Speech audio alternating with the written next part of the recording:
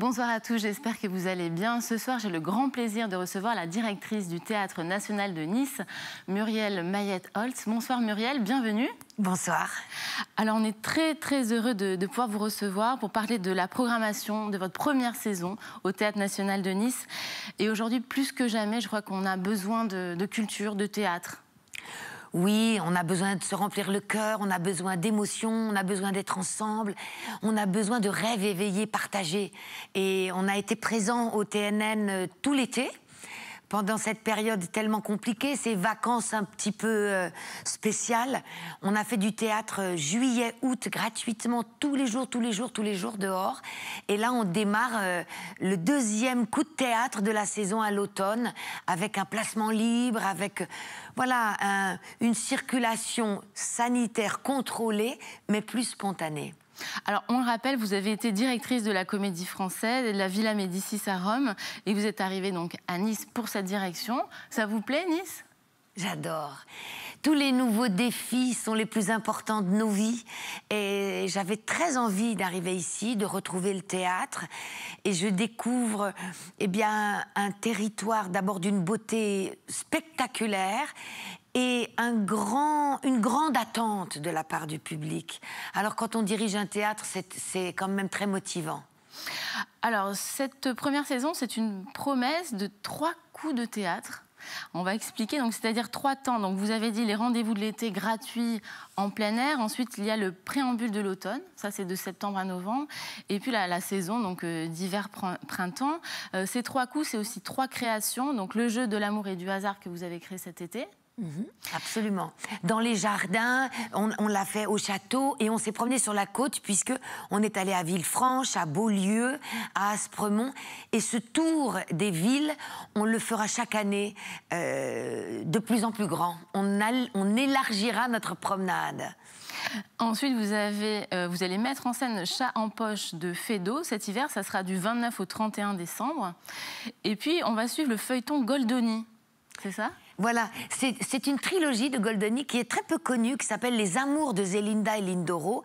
C'est un couple qui s'adore, mais qui ne réussit pas à atteindre le bonheur, parce que lui est trop jaloux, ou elle est inquiète qu'il ne le soit plus. Enfin, ils s'arrangent toujours pour ne pas profiter de leur bonheur. C'est drôle, ça nous parle beaucoup de nous, et on fera ça au mois de mai, en inaugurant une nouvelle salle, les Franciscains, qui sera la 2e salle du Théâtre National de Nice, dans le patrimoine niçois merveilleux, puisque c'est une église du XIIIe siècle. C'est important de signer des créations ? C'est important déjà... D'abord de faire de la création, c'est-à-dire de proposer des nouveaux spectacles, de faire travailler les acteurs, les artistes, les musiciens, les intermittents, tous les techniciens du théâtre. Et moi, en arrivant, j'ai constitué une troupe, puisque j'ai maintenant 6 comédiens dans cette troupe. Qui sont-ils ? Alors, il y a Jonathan Gensburger, Frédéric de Golfiem, Pauline Huriet, Ève Perreur, Thibaut Cutler et Augustin Bouchacourt. S'ajoute à ça Édouard Signolet, qui est un auteur, metteur en scène, qui travaille avec nous toute l'année, et un pianiste, François Barouco, qui nous permet de faire notamment des cabarets tous les premiers samedis de chaque mois. Comment vous les avez sélectionnés, tous ces comédiens Alors en fait, je sélectionne toujours mon équipe par coup de cœur, instinctivement. Je crois que c'est ce que je fais de mieux parce qu'ils sont tous merveilleux. Il faut surtout, dans une troupe, que chaque personnalité soit complémentaire. Il faut avoir toutes les palettes, toutes les couleurs de la palette. Il faut se débrouiller pour pas qu'il y ait de concurrence. C'est le cas. Alors, nouveauté, vous créez l'école de théâtre pour les enfants, de 6 ans à 12 ans. Ça sera tous les mercredis. À partir de quand ?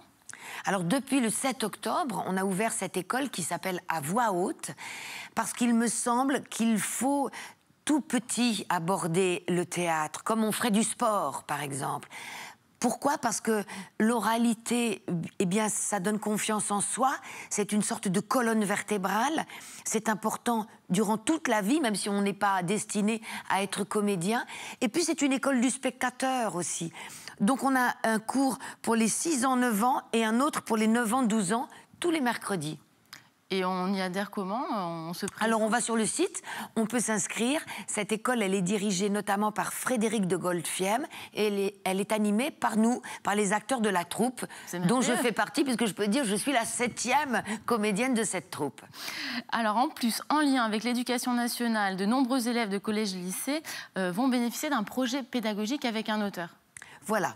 L'année dernière, nous avions ébauché un projet qui s'appelait Lettres à Nour avec l'islamologue Rachid Benzine et nous continuons ce travail. On est passé de 8 lycées à 25 lycées différents puisqu'on est plus nombreux pour pouvoir animer cette proposition.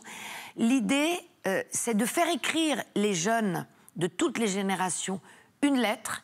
Là, cette année, ça s'appellera « Lettre à mon père ». On est accompagné par l'auteur Éric Fotorino.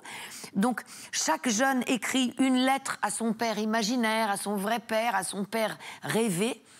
Et on les accompagne pour théâtraliser leur écriture. Et donc, on va faire une sorte de rendez-vous marathon dans notre théâtre de Verdure, dans notre nouveau kiosque, à peu près au mois d'avril. Et on écoutera tous ces jeunes nous lire, nous dire, théâtraliser leurs lettres à leur père. Parce que ça, c'est important pour vous aussi de ouvrir en fait le théâtre. Avec ce kiosque notamment, vous faites des rendez-vous gratuits. Alors, tous les samedis, nous avons des rendez-vous fléchés plus pour la jeune génération à 15h et à 17h. On fait des spectacles de clowns, des spectacles de marionnettes. Et tous les dimanches matins à 11h, nous faisons le procès des grands personnages. On est accompagné d'avocats. On a, par exemple, grâce à Françoise Assus-Jutner, nous avons gracié Médée. Frédéric Concasse prend la défense de Lady Macbeth. On fait le procès d'Antigone, d'Alceste. C'est une façon surtout pédagogique de remettre dans une société les profils de ces grands personnages. Et donc ce kiosque se trouve juste en dessous du Théâtre National de Nice, en plein cœur de la promenade du Paillon. Voilà, c'est au bout de la coulée verte, juste au pied du TNN. Donc on se présente et voilà, tout simplement... Voilà, tous les samedis, 15h, 17h, tous les dimanches à 11h. En plus de ça, il y a tellement vous faites tellement de choses, vous-même donnez des cours d'oralité. Voilà, comme j'avais commencé à faire cette proposition l'année dernière, la saison dernière, et ça avait si bien marché que je continue. Tous les premiers lundis de chaque mois à 19h, j'ouvre le grand plateau au public. Quand je dis le vrai public, ça n'est pas adressé aux acteurs, c'est pour que le public comprenne avec moi comment marche l'oralité. Qu'est-ce que c'est ce métier d'acteur qui fait tellement rêver, quelles sont nos manières de travailler, nos recettes, et on s'amuse et on s'entraîne, mais c'est surtout très joyeux. Et en plus, donc, il va y avoir une journaliste très connue, Catherine Sellac, qui va venir pour aller encore plus loin sur ce métier. Absolument. Elle nous propose tous les deuxièmes lundis de chaque mois. Faut noter, hein, là, parce que... Vous allez sur le site, parce que tout est marqué sur le site. tnn.fr. Voilà. Elle nous propose un rendez-vous qui s'appelle Conversation intime, où pendant 1h30, elle interroge une personnalité du plateau. Alors, on va avoir Ariane Ascaride, Laurent Lafitte, on a déjà eu Jacques Weber, on a eu Carole Bouquet. On a des grandes personnalités du théâtre, du plateau, et on leur donne des exercices pour essayer de comprendre quelle est leur manière de fonctionner. C'est parfois difficile de parler de son métier, mais en regardant comment ils le font, alors on les oblige à diriger une scène, etc., etc., on rentre dans leur intimité, l'intimité de leur savoir-faire. Alors, rentrons dans l'intimité de la programmation. Là, vous avez déjà joué Les Parents Terribles, avec vous-même dans la distribution. Ça s'est bien passé? Ça se passe très bien, puisqu'on est sur les routes. En ce moment, on a joué aussi à Toulon, à Marseille, et on se promène, on fait une grande tournée avec ce spectacle. C'est avec Charles Berling, c'est mis en scène par Christophe Perton. Et je crois que c'était important aussi de me présenter au public niçois telle que je suis, c'est-à-dire d'abord comédienne. Moi, j'ai commencé à jouer à 14 ans. Alors, on a ouvert la saison avec ce spectacle. Et puis, le grand premier rendez-vous qui m'importe, c'est d'ouvrir ce troisième coup de théâtre avec une saison plus classique, à partir de début décembre, avec notamment la Comédie Française, puisqu'on accueille sur notre plateau 20 000 lieues sous les mers, mis en scène par Christian Eck, qui est un spectacle de la Comédie Française. Alors, en janvier, il va y avoir Dissonance Jeanne d'Arc. Voilà, ça c'est un projet proposé par Jonathan Gensburger et Frédéric de Golfiem qui le met en scène. Donc les acteurs de notre troupe qui, au fur et à mesure de la saison, proposent des rendez-vous différents. Et là, c'est une interview autour, comme une radio en direct, autour du personnage de Jeanne d'Arc. Alors, il faudra regarder la programmation dans le détail parce qu'on ne peut pas parler de tout aujourd'hui, mais notamment en février, je crois que dehors c'est le printemps. Ça, c'est une coproduction du Théâtre National de Nice. Absolument. En mars, encore une coproduction avec Nicole Garcia dans la distribution. Voilà, c'est Royan, c'est son fils, Frédéric Bélier-Garcia, qui met en scène ce spectacle.